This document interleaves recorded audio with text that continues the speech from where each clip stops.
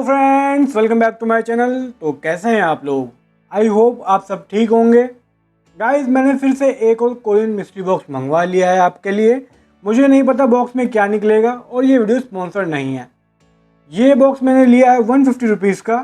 तो जल्दी से करते हैं बॉक्स को ओपन। एंड गाइस, आपको DIY और अनबॉक्सिंग वीडियोस पसंद है तो आप सही चैनल पर आ गए हैं। तो जल्दी से चैनल को सब्सक्राइब कर लीजिए और नोटिफिकेशन बेल को प्रेस कर लीजिए ऐसे ही यूजफुल वीडियो को सबसे पहले देखने के लिए।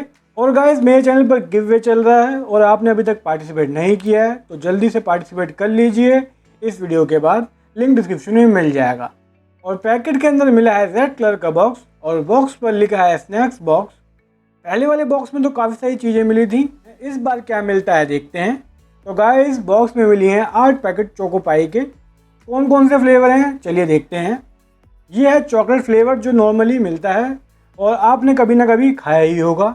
और चॉकलेट फ्लेवर के 4 पैकेट मिलते हैं और 2 मिली हैं मैंगो चोको पाए। आपने कभी ट्राई किया है मैंगो चोको पाए तो कमेंट करके बता सकते हैं।